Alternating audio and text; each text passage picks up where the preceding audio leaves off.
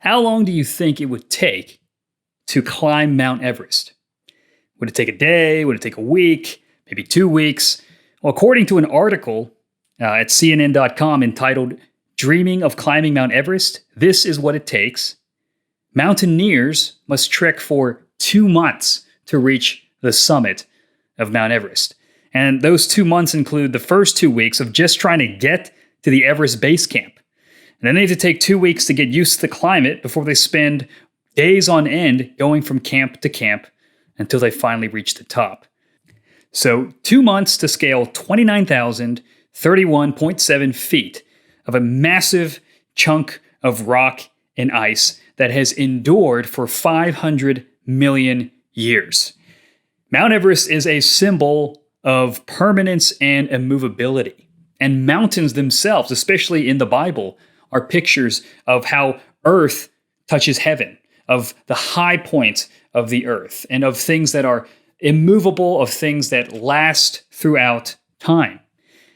Which makes the imagery in Habakkuk chapter 3 even more striking. Because in Habakkuk chapter 3, we see a vision of God causing the mountains to shrink, causing the mountains to shake, causing them to be moved and writhe in pain and even scatter. So the glory of God, the immensity of God, the power of God is of such a magnitude that mountains pale in comparison.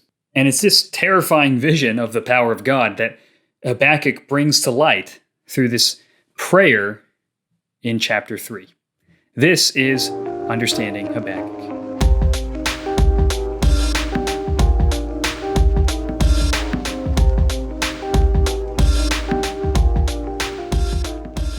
The book of Habakkuk begins in chapter 1 with a series of laments or complaints over God's apparent lack of response to Israel's suffering.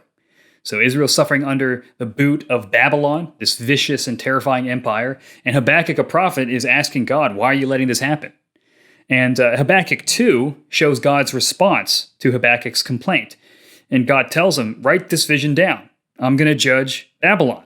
I'm going to save you by destroying your enemies, but I'm going to do it at my appointed time. So it's not going to be your timing, it's going to be my timing. Therefore, if you're righteous, if you're one of my people, you're going to trust in my faithfulness. You're going to endure the present suffering because you know that I'm going to work it out in the end. Now, Habakkuk chapter 3 is a prayer that's disconnected in time from 1 and 2. It might be written at a later time, but it's still relevant in theme. And in this prayer, Habakkuk gives us both a vision of God's wrath and praise for God's mercy. This is Habakkuk chapter 3.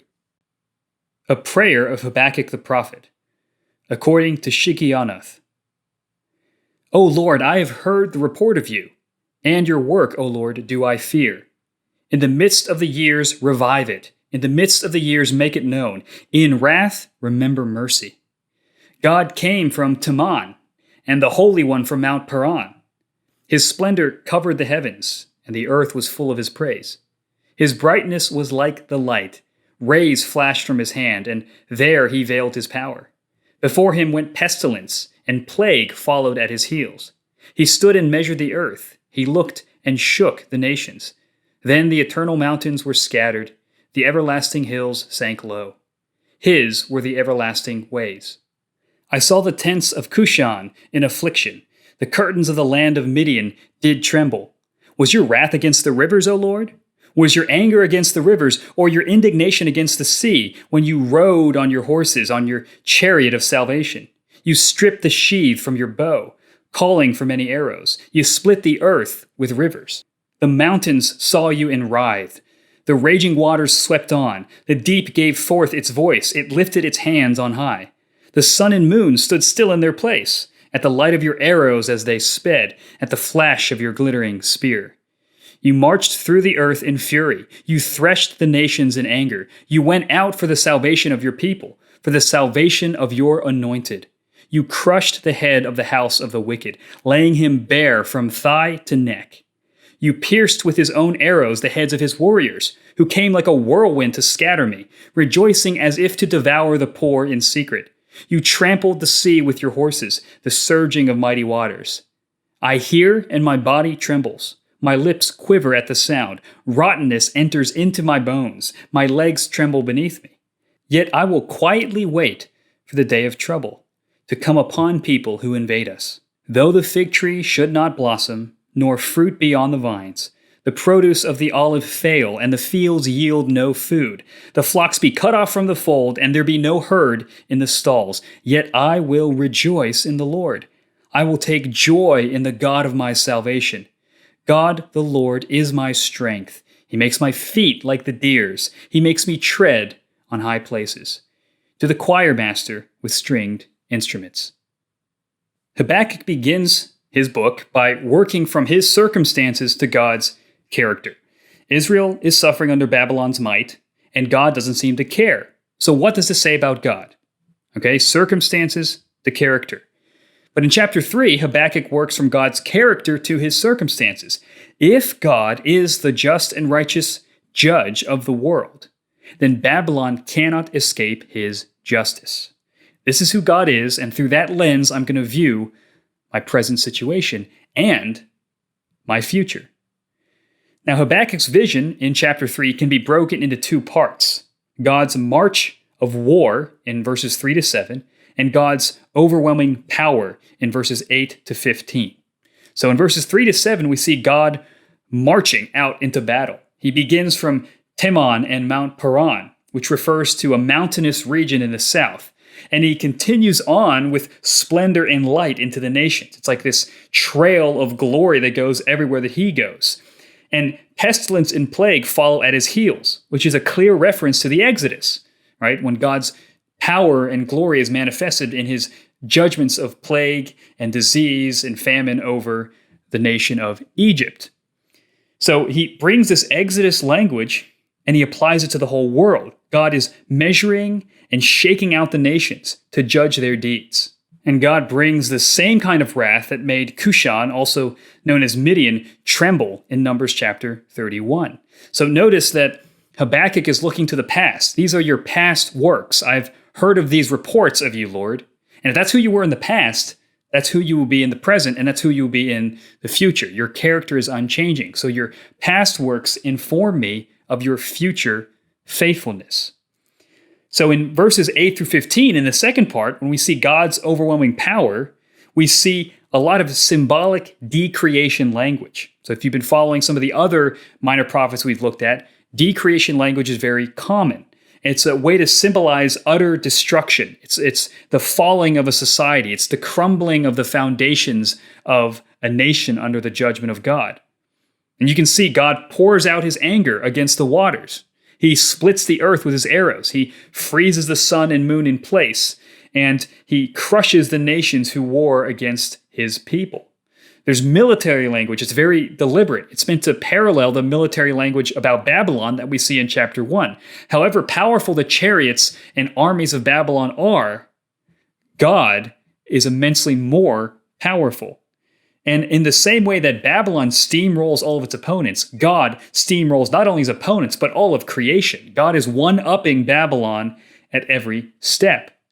God is furiously marching through the earth with his wrath. And this is a picture of what is called the day of the Lord. Now, the day of the Lord, again, it's a common prophetic theme. The day of the Lord is a term that can refer either to a judgment within history. So the Exodus is a day of the Lord. God judging the Babylonians is a day of the Lord. But it can also point forward to the ultimate day of the Lord when God judges the nations. And I think this is a picture, a little bit of both. It's showing the judgment of Babylon, but it's also a paradigm or a foretaste of God's ultimate judging of the whole world. And when God judges the whole world, that will also simultaneously be the salvation of his righteous people. So Habakkuk sees his vision of God's future judgment of Babylon, which is a model of God's ultimate judgment of all the nations. And he responds with fear, with trembling at this terrifying vision. But he finds in the midst of his fear a balm of hope. Notice what he says in 3:16. Yet I will quietly wait for the day of trouble to come upon people who invade us. Habakkuk is a righteous man who trusts in God's faithfulness. His present circumstances are dire, but he knows the character and promises of God.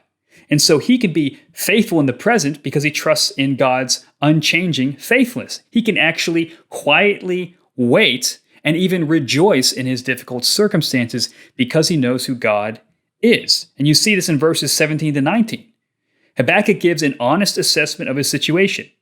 The fig trees, vines, olive trees, fields, and flocks show no signs of maturation, no signs of a harvest, no signs of fruitfulness.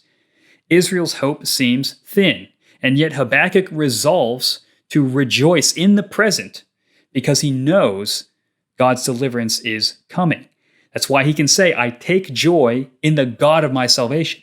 Not in my circumstances, not in, again, a vague hope in the future that something good might happen. He takes hope, he takes joy in a person, in God, in the very being of God. So who is this God of salvation? Well, he says that the Lord is my strength, the strength of his people. And the Hebrew word for strength, according to Elizabeth Achtemeyer, who wrote a commentary on Habakkuk, can be rendered army. So Israel does not, like the other nations, require a massive army to defend themselves, because Israel has the Lord, who is their strength, who is their army. The Lord is the one who fights for Israel. The Lord is the one who gives his people feet like those of a deer, able to freely roam without fear of slipping. It's this idea of safety. So the Lord makes his people tread over the high places, which refers to mountains. So God is striding over mountains as a sign of his victory. And guess who's with him? His people. They tread along with him. This is the glory of what it means to be one of God's own. This is our heritage.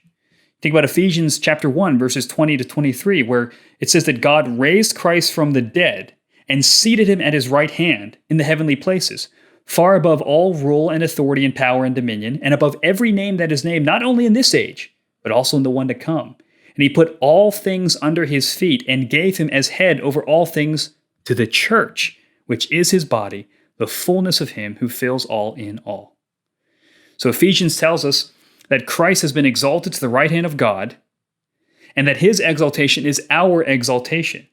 The Father has put all things under the feet of Christ, all powers and principalities in this age and the next, and we, as his body, have him as our head. Therefore, we too, in Christ, share in his victory over all powers and principalities. We tread with him over the mountains.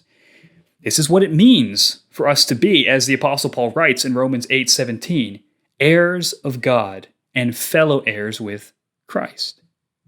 That's the royal calling of God's people. But there's a catch.